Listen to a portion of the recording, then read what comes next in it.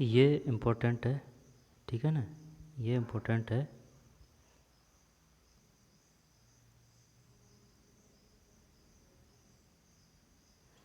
ये इम्पोर्टेंट है the Pioneer, यानी कि ये पैरालंपिक की बात है, पैरा। अब इसमें अपन पहले वीडियो बना चुके हैं, लेकिन इसमें भी फिर से देख लेंगे, जिससे कि पैरालंपिक से संबंधित जो भी कोई क्वेश्चन आए वो अपना गलत ना हो एग्ज़ाम में, ठीक है ना, कि किसने किस कैटेगरी में कौन सा मेडल जीता है, वो इम्पोर्टेंट है, ठीक है। ये शायद अपनी लेखरा है ना, और ये शीतल देवी है, और इन दोनों ने साथ में जीता है मेडल, है ना। और ये इसका नाम याद नहीं आ रहा है ना, चल देखते हैं,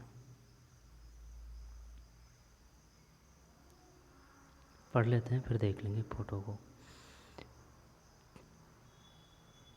पेरिस 2024 है ना, पेरिस 2024 में पैरालंपिक में एक ग्रुप में नीचे चला जाएगा भारत इतिहास सबसे अधिक माने जाने वाले खेल। भारतीय दल का इसमें क्या है कि ट्रांसलेट किया गया है, इस वजह से सिस्टम कुछ ऐसे ही बैठ रहा है ना। भारतीय दल का असाधारण प्रदर्शन न केवल एथलेटिक कौशल का प्रदर्शन था, बल्कि ये मानवीय लचीलेपन, इच्छा शक्ति और सभी बाधाओं के खिलाफ जीत हासिल करने की क्षमता का एक शक्तिशाली अनुस्मारक भी था। नए रिकॉर्ड बनाने से लेकर लाखों लोगों को प्रेरित करने तक भारतीय एथलीटों ने एक उल्लेखनीय उपलब्धि हासिल की है। बात तो सही है। पैरालंपिक 20वीं मंच पर अपनी छाप छोड़ी। भारत के पैरालंपियों ने पेरिस 2024 में अपनी उपस्थिति दर्ज कराने में कोई समय बर्बाद नहीं किया।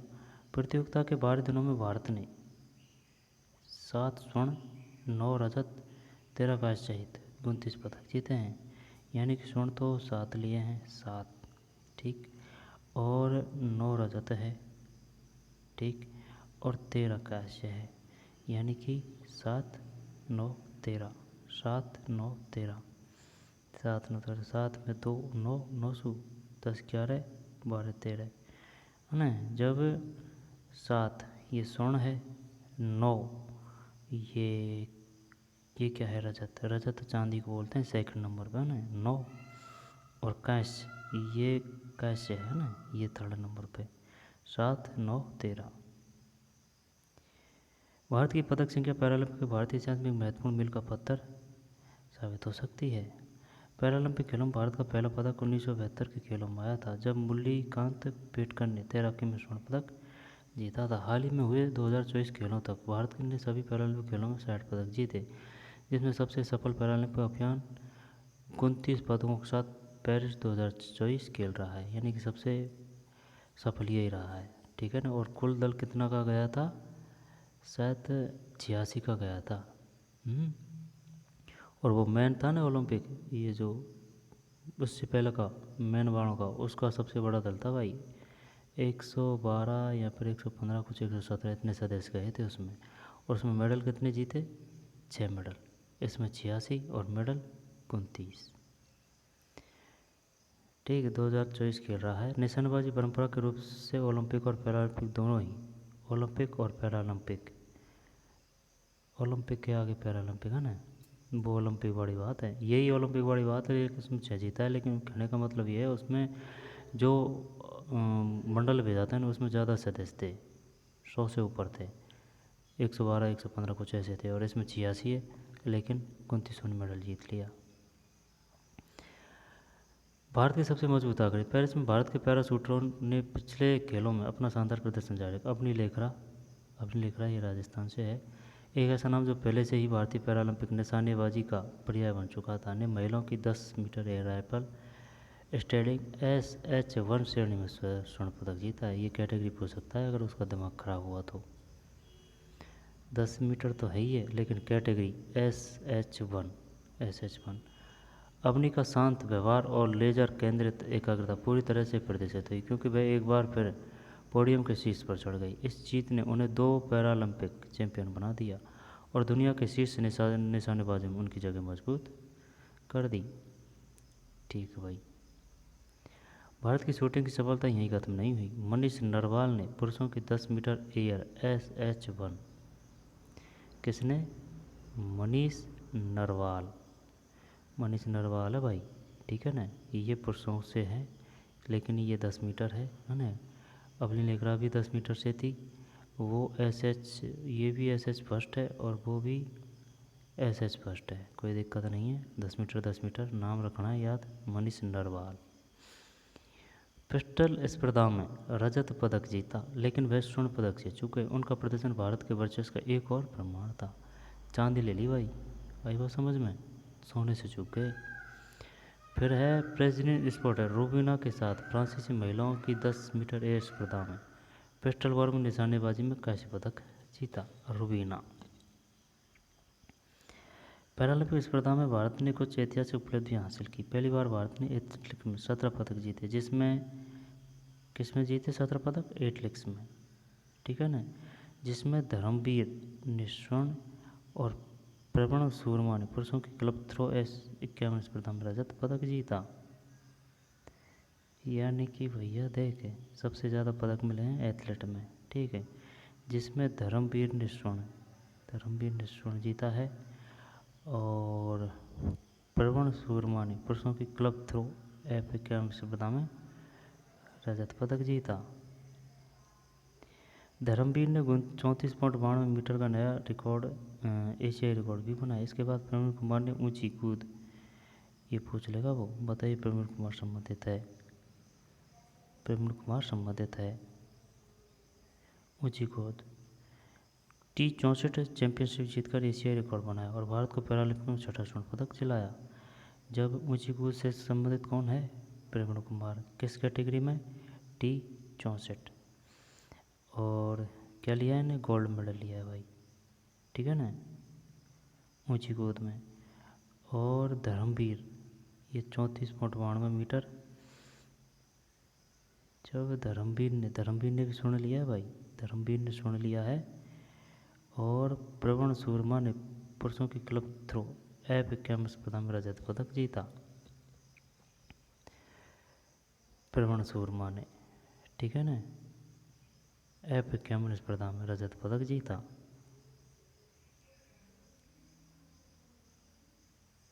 ये कौन है? इसका नाम दे रखा है क्या? ये नाम है दिल्ली के नवदीप सिंह की लंबाई आनुवंशिक रूप से 4 फीट कम है।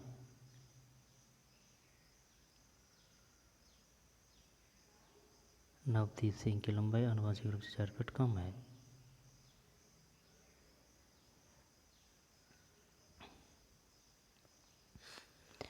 T35 प्रतियोगिता में यह पहला पदक था। पैरालंपिक ट्रैक स्पर्धा में भारत का प्रतिनिधित्व किया। खेलों में 2 पदक जीतने वाली भारत की एकमात्र एथलीट होने के नाते 200 मीटर में उनका कांस्य पदक उन्हें सबसे सफल प्रतियोगी बनाता है। भारत ने पैरालंपिक खेलों में 2 पदक जीते। ट्रांसलेट में इतना आनंद नहीं आता है यार, जितना वो होता है ना वैसे ही आता है जो, क्योंकि इसमें ऊपर तड़े कर देते हैं सिस्टम को, हो जाता है, करते क्या हैं। जब ये तो पढ़ लिया अपन ने, ये पढ़ना है अपन। मरियप्पन थंगावेलु लगातार 3 पैरालंपिक खेलों में पदक जीतने वाले पहले भारतीय बन गए हैं। मरियप्पन थंगावेलु, जब उन्होंने T42 हाई जंप स्पर्धा में कांस्य पदक जीता। उन्होंने टोक्यो 2020 में रजत और रियो 2016 में स्वर्ण पदक जीता था। प्रतिपाल ने व्यक्तिगत सर्वश्रेष्ठ समय के साथ महिलाओं की 100 मीटर स्पर्धा में कांस्य पदक जीता। प्रतिपाल किससे संबंधित है? 100 मीटर स्पर्धा में, है ना प्रतिपाल। इन्होंने कौन सा पदक लिया है? कांस्य लिया है। और मरियप्पन थंगावेलु ने T42 हाई जंप स्पर्धा में कांस्य पदक जीता। उन्होंने टोक्यो 2020 में रजत, रियो 2016 में स्वर्ण पदक जीता। T35 प्रतियोगिता में यह पहला पदक था।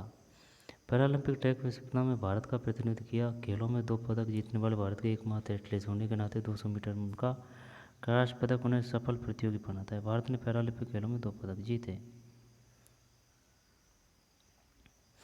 पेरिस 2024 ट्रैक सीजन में एक खिलाड़ी का आता है ना तो और भी आनंद आता है ना।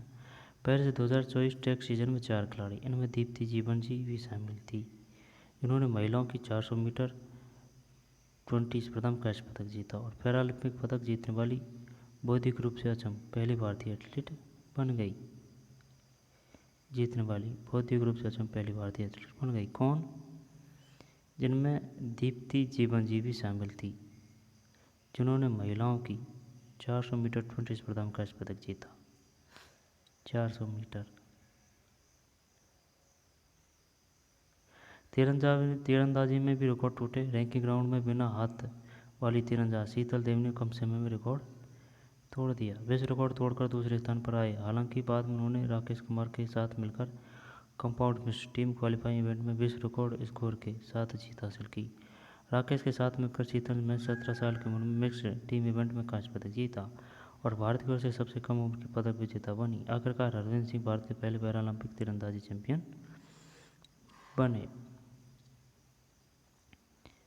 एक अन्य एथलीट जो सुर्खियां बनी थी, सुमित अंतिल, भाला फेंक खिलाड़ी, जिन्होंने इससे पहले टोक्यो 2020 में विश्व रिकॉर्ड बनाया। पेरिस में सुमित ने न केवल अपना खिताब बचाया बल्कि F64 श्रेणी में 70 मीटर अविश्वसनीय थ्रो फेंककर अपना ही रिकॉर्ड भी तोड़ दिया। क्या मिला है इनको?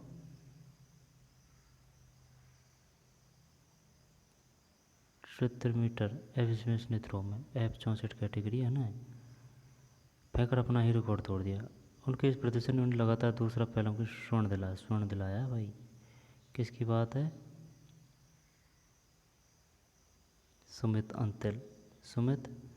अंतिल, जिसने उन्हें इस खेल में वैश्विक ताकत के रूप में स्थापित किया। सुमित अंतिल।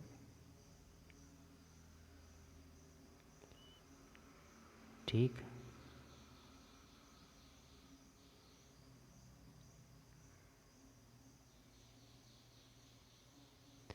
बोनापन हरियाणा के रहने वाले नवदीप आयकर विभाग में इंस्पेक्टर के पद पर कार्यरत है। 23 वर्षीय इस खिलाड़ी ने पेरिस पैरालंपिक के समापन समारोह में एक दिन पहले ऐतिहासिक स्वर्ण पदक जीता। F41 जेवलिन थ्रो इवेंट में परेशान होने से लेकर राष्ट्रीय चैंपियन बनने तक पोडियम से पहले एक आश्चर्यजनक घटना थी। जब उन्हें रजत पदक से सम्मानित किया गया तो उन्हें ईरानी प्रतियोगिता उनके थ्रो से पहले अयोग्य घोषित कर दिया गया, जिससे उन्हें स्वचालित रूप से स्वर्ण पदक मिला। उतार चढ़ाव होते हैं, उतार चढ़ाव भी होते हैं। सुयश यादव एशियाई पैरा गेम्स स्वर्ण पदक विजेता, पुरुषों की 50 मीटर बटरफ्लाई S7 में प्रतियोगिता में पिछड़ गए। अभी पढ़ लिया है, अब नहीं पढ़ेंगे ट्रांसलेट का, सब गुड़ गोबर कर देता है यार। पिछड़ गए और हीट में 33.47 के समय में 7-5वें स्थान पर रहे। हालांकि वे फाइनल के क्वालिफाई नहीं कर पाए, लेकिन अमेरिका के यूक्रेन के मजबूत दावेदारों के खिलाफ उनकी लड़ाई ने युवा एथलीटों को एक ठोस संकेत दिया। IAS अधिकारी सुहास यतिराज टोक्यो पैरालंपिक 2020 में पिछला सर्वश्रेष्ठ प्रदर्शन करने के लिए पेरिस आए, लेकिन S4 बैडमिंटन में रजत पदक तक ही सीमित रहे। मंगलवार को पेरिस से भारत के एक सर्वश्रेष्ठ पद को 29 के साथ लौटने और टीम का तालिका में 18 स्थान रखने के बाद खिलाड़ियों का स्वागत किया गया। ये कौन है?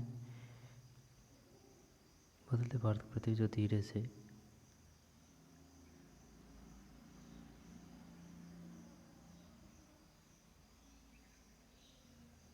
एक मिनट आगे चलते हैं ना। भारी संख्या में समर्थकों ने उन पर पुष्प बरसाकर स्वागत किया। भारतीय दल ने गुरुवार को नई दिल्ली में प्रधानमंत्री नरेंद्र मोदी से उनके आवास पर मुलाकात की, जहां PM मोदी ने भारतीय दल के सभी पैरा एथलीटों से बातचीत की और पेरिस पैरालंपिक 2024 के पदक विजेताओं को बधाई दी। एथलीटों ने समाज की रूढ़ियों को दूर करने के लिए अपनी यात्रा और चुनौतियों को साझा किया। पैरालंपिक स्वर्ण पदक विजेता नीलेखना ने PM मोदी को अपनी हस्ताक्षरित जर्सी भेंट की। केंद्रीय खेल मंत्री मनसुख मंडाविया, ये आ सकता है भाई, ये बताइए केंद्रीय खेल मंत्री कौन है? मनसुख मंडाविया।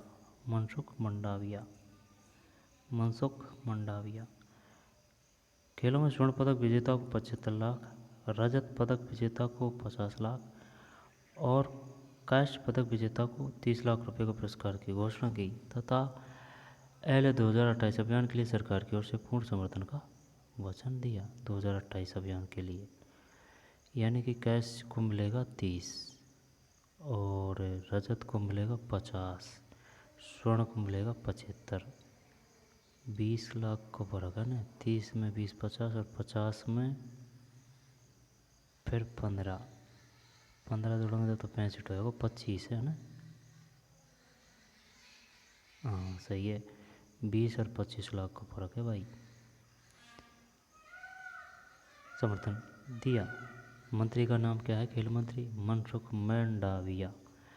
पेरिस 2024 पैरालंपिक भारत के लिए एक बड़ी सफलता थी, लेकिन इसने उन चुनौतियों को भी दर्शाया जो देश के पैरा खेल पारिस्थितिकी तंत्र के लिए अभी भी चुनौती बनी हुई है। प्रशिक्षण, चिकित्सा सहायता, प्रायोजन तक पहुँच असमान बनी हुई है। ग्रामीण क्षेत्रों के एथलीट विशेष रूप से वंचित है। एक आंदोलन सिर्फ पदक नहीं, पेरिस 2024 पैरालंपिक को एक अलग सफलता के रूप में नहीं देखा जाना चाहिए, बल्कि समावेश, सशक्तिकरण और समानता की दिशा में एक बड़े आंदोलन के हिस्से के रूप में देखा जाना चाहिए। भारत के पैरालंपियों ने दिखाया कि वे अपनी अक्षमताओं से नहीं बल्कि अपनी क्षमताओं से पहचाने जाते हैं, अक्षमताओं से नहीं।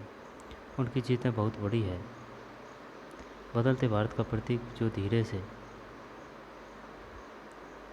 लेकिन निश्चित रूप से सभी रूपों में विविधता को अपनाकर शुरू कर दिया है। भारत इसे नए वर्ष का स्मरण कर रहा है। एथलीट कौशल में एक अध्याय के रूप में इन खिलाड़ियों का प्रवाह लगातार जारी रहेगा, जिससे सरकार पैरा स्पोर्ट के लिए अधिक समर्थन, मेहनत और विकास प्रदान करने के लिए प्रेरित होगी। पैरालंपिक में भारत की उपलब्धि केवल गौरव का क्षण नहीं है, यह एक ऐसे भविष्य की शुरुआत है जिससे देश के दिव्यांग एथलीट वादों को तोड़ना जारी रखें। यह प्रदर्शित करते हुए कि भावना और प्रेरणा के साथ कुछ भी असंभव नहीं है। भावना और प्रेरणा के साथ कुछ भी असंभव नहीं है।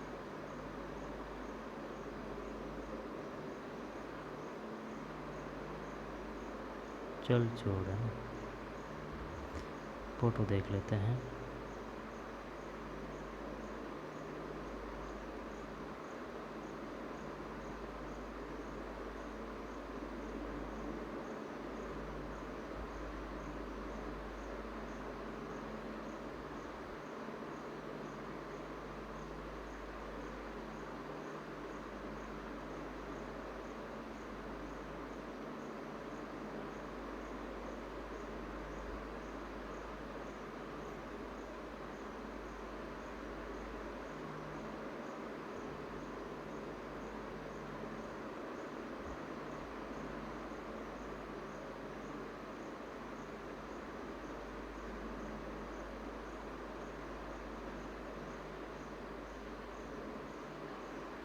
सबसे अच्छी बात यह है कि इसमें महिला भी खूब खासी मात्रा में है। 1 2 3 है ना, 4 5 6 7 8 9 9 9 9 और 1 10, यानी कि 29 में से 10, यानी कि 19 पुरुष 10 महिला।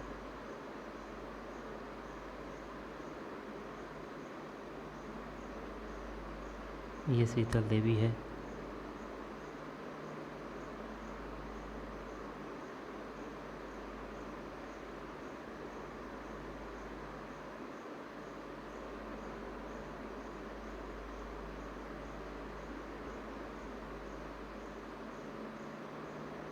जुनून, जज्बा, जोश है, कभी ने हार नहीं की, यानी कि जो अपनी कमज़ोरी है उसको ही अपनी ताकत बनाया है इन्होंने।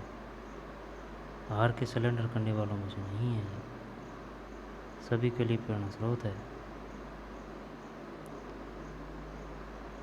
चलिए मिलते हैं नए वीडियो में, धन्यवाद। और है ना भाई, वीडियो बना रखा है उसमें अपने अच्छी तरीके से दिखा रखा है कि किस खिलाड़ी ने किस कैटेगरी में कौन सा मेडल जीता है, ठीक है ना। ये काफ़ी कोशिश करी कि भाई जो खिलाड़ी उसका फ़ोटो हो और उसकी बाकायदा डिटेल वाई हो, लेकिन ऐसा कहीं मिला भी नहीं है अपन को। तो चलिए मिलते हैं नए वीडियो में, धन्यवाद।